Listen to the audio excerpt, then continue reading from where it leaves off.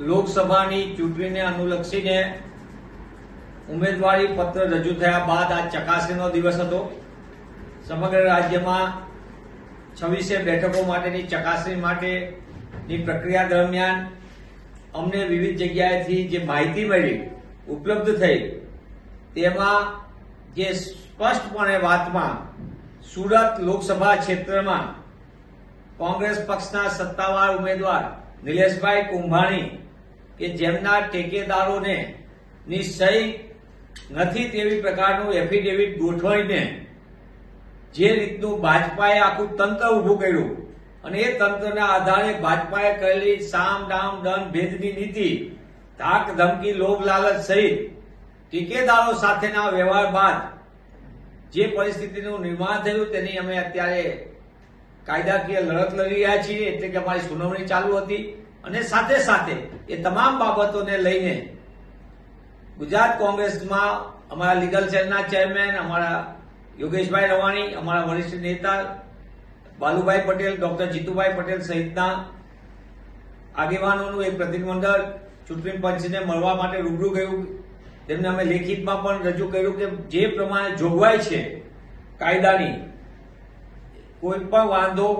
ને ખોટો પુરવાર કરવા માટેની અરજી હોય તો ઉમેદવાર સામે વાંધો હોય તે વાંધો ખોટો છે કે સાચો એના માટેની ચૂંટણી અધિકારીએ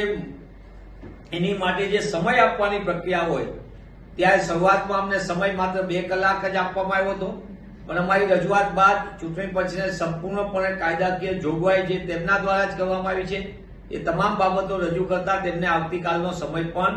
સુરતના લોકસભાના ઉમેદવારના ફોર્મ અંગેની બાબતે સુનાવણી રાખી છે અને આવતીકાલે એ અંગેનો ચુકાદો તમામ સુનાવણી પૂર્ણ થયા પછી આપવામાં આવશે તેવું અમને જણાવવામાં આવ્યું છે। આ સમગ્ર બાબતમાં એ વાત સ્પષ્ટ થાય છે કે સમગ્ર ગુજરાતમાં જનતાનો મિજાજ ભાજપાની જનવિરોધી નીતિ સામેનો છે, મોંઘવારી બેરોજગારી સામેનો છે, પ્રજાને પડતી હાલાકી સામે ઠેર ઠેર ભાજપાની સામે આક્રોશ છે લોકોનો। તે મિજાજ પારખીને ભાજપા તંત્રનો એનકેન પ્રકાર ઉપયોગ કરીને કોંગ્રેસના ઉમેદવારને ડરાવવા, ધમકાવવા અને એમને કઈ રીતે એમની ઉમેદવારીમાંથી દૂર થાય તે પ્રકારના પ્રયત્નો કરી રહ્યા છે। એક તરફ કોંગ્રેસના ઉમેદવારોના નાના નાના વાંધા બાબતે તંત્ર સંપૂર્ણપણે એને લાંબી વાત કરીને કાયદાકીય આંટીઘૂંટીમાં અટકાવવામાં કામ કરી રહ્યું છે અને બીજી બાજુ ભાજપાના ઉમેદવારો માટે કાયદેસરનો વાંધો હોય તેમ છતાં એમનું ઉમેદવારી પત્રને સરળ કરી દેવીને એ તમામ બાબત દેખાય છે કે તંત્ર પણ ભાજપાને સત્તાધીશો આગળ નતમસ્તકે કામ કરી રહ્યું તેવું સ્પષ્ટ મારો આક્ષેપ છે। આ સંજોગોની અંદર અમે અપેક્ષા રાખીએ છીએ કે જે ખેલ ખેલાના છે અને આ ખેલ પાછળના કારનામા ક્યાં છે એને પણ અમે વિસ્તૃત રીતે કાલે ખુલ્લા પાડીશું। આ સમગ્ર બાબતની અંદર રમત રમનારા કોણ છે, કઈ રીતે ધાક ધમકીનો ખેલ થયો હતો એ પણ આપણી સામે આવશે, પણ પ્રજા ઈચ્છી રહી છે કે ભાજપાને હરાવો, ગુજરાત બચાવો, દેશ બચાવવાનો જ્યારે લોકોનો મૂડ હોય તેવા સંજોગોમાં ભાજપા તંત્રનો દુરુપયોગ કરીને અને તંત્ર પણ એમની આગળ નતમસ્તકે હોય તે રીતે કામ કરે તે સંપૂર્ણપણે ગેરબંધારણ છે। અમે ભારતીય ચૂંટણી પંચને વિનંતી કરીએ છીએ કે આપની જવાબદારી બને છે ફેર એન્ડ ફ્રી ઇલેક્શન કરવાની અને એવા સંજોગોની અંદર ન્યાયિક અને પારદર્શક ચૂંટણી વ્યવસ્થા માટે આપની જે બંધારણીય જવાબદારી છે એનું પૂર્ણપણે પાલન થાય અને કોંગ્રેસના ઉમેદવારને નીતિ નિયમ પ્રમાણે કોઈ પણ પ્રકારના તંત્રના દબાણ નીચે નુકસાન ન કરવામાં આવે તે પ્રકારના વ્યવસ્થા તંત્રનું આપ ધ્યાન રાખો। અમે તમામ કાનૂની પાસાનો અભ્યાસ કરી રહ્યા છીએ। અમને સૌથી પહેલા તો ચૂંટણી અધિકારી દ્વારા અમને માત્ર 2 કલાકનો સમય આપવામાં આવ્યો હતો। એ સમયની સામે અમે તાત્કાલિકપણે અમારી લીગલ ટીમ, અમારા વરિષ્ઠ વકીલશ્રીઓએ તાત્કાલિકપણે અમારું પ્રતિનિધિમંડળ ચૂંટણી પંચને મળ્યું અને લેખિતમાં અમે જયારે આ કર્યું ત્યારે એમને કાયદાનું એમની જ જોગવાઈ જે છે એ પ્રમાણે અમને સમય આપવાની ફરજ પડી છે, પણ અમે સાથે સાથે આશા રાખીએ છીએ કે જે કાયદાની જોગવાઈ છે, બંધારણીય જોગવાઈ છે, એમની બંધારણીય જે જવાબદારી છે તે સમયે કઈ રીતે ટેકેદારો ઉપર દબાણ કરવામાં આવ્યું, એમને કઈ રીતે લોભ લાલચ આપવામાં આવ્યો, કઈ રીતે એમને ડર અને ભયનો માહોલ ઉભો કર્યો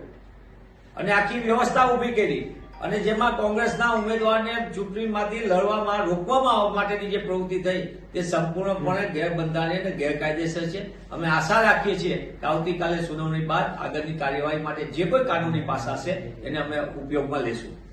ચૂંટણી પ્રક્રિયાની આજે ચકાસણીનું જયારે ફોર્મ ચકાસણીનું હોય તો દરેક ઉમેદવાર અને એના એજન્ટને સંપૂર્ણપણે માહિતી હોય, સત્તાવાર રીતે જ હોય છે. અને ચકાસણી માટેની કામગીરીમાં અમારા ઉમેદવારશ્રીઓ જે અમારી એની માટેનો જે અધિકૃત કર્યો હોય એ વ્યક્તિ ચકાસણી સમયે ઉપસ્થિત હોય. આ સમગ્ર બાબતની અંદર ઘણા પ્રશ્નો ઉભા થાય છે અને આમાં જે કોઈ ખેલ ખેલનાર, એટલે જ મેં એક વાત ઇન્વર્ટેડ કોમામાં બાકી રાખી છે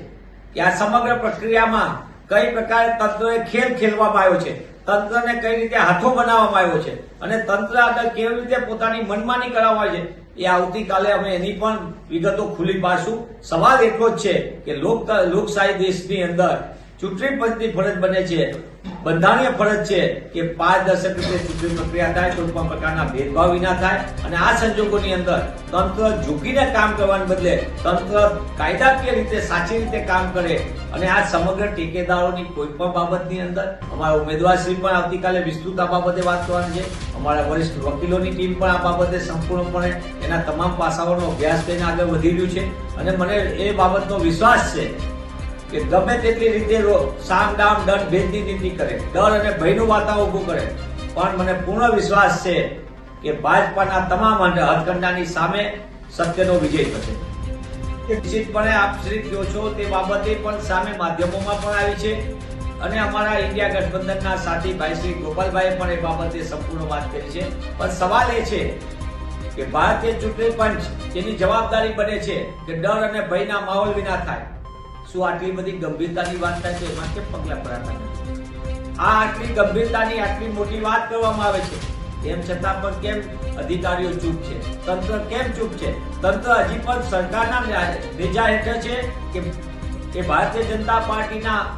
આદેશ ઉપર કામ કરે છે કે ભારતીય ચૂંટણી પંચના આદેશ પ્રમાણે કામ કરે છે? એ બાબતની પણ કાલે સંપૂર્ણ ચકાસણી કરવામાં આવશે.